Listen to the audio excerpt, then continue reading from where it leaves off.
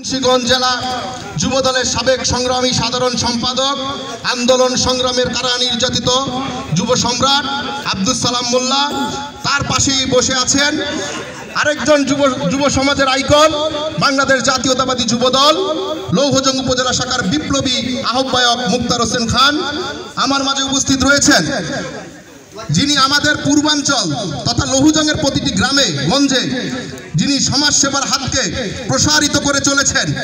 তিনি আমাদের লৌহজং উপজেলা বিএনপির সাবেক সাংগঠনিক সম্পাদক এবং গাউদিয়া ইউনিয়ন বিএনপির সংগ্রামী সদস্য সচিব আলহাজ বাদল হোসেন হাওলাদার। তার পাশেই রয়েছেন মেদিনী মণ্ডল ইউনিয়ন বিএনপির সংগ্রামী সদস্য সচিব, আন্দোলন সংগ্রামের প্রিয়মুখ আজিজুল বাড়ি জুয়েল ভাই। পাশেই রয়েছেন আমাদের যুবদলের সাবেক সহসভাপতি রোমেট ভাই, কনকসার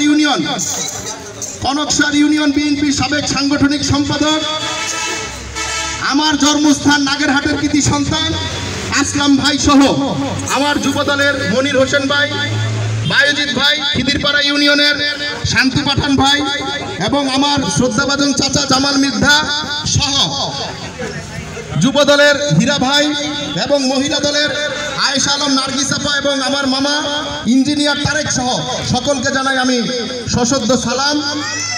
আজকে আমরা এসেছি প্রধান অতিথির সাথে জননেতা তারেক রহমানকে শত শত মিথ্যা মামলার আসামি করে লন্ডনে নির্বাসিত করা হয়েছে। আপনারা সবাই জানেন উনি দীর্ঘদিন যাবৎ লন্ডনে অবস্থান করছেন। সরকারের নির্যাতনের শিকার হয়ে তার ভাই মারা গিয়েছে মালয়েশিয়াতে, তিনি জানাজায় অ্যাটেন্ড করতে পারেন নাই।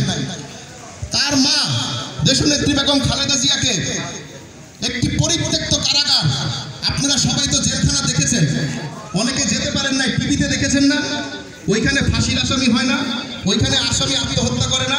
আমাদের যদি কেউ বলে যে সিংহেরহাটির এই রাস্তায় একটা লোক ফাঁসি দিয়ে মরছে, আমরা তো 2 বছর অধিক দিয়া যাই না, আমরা যাই।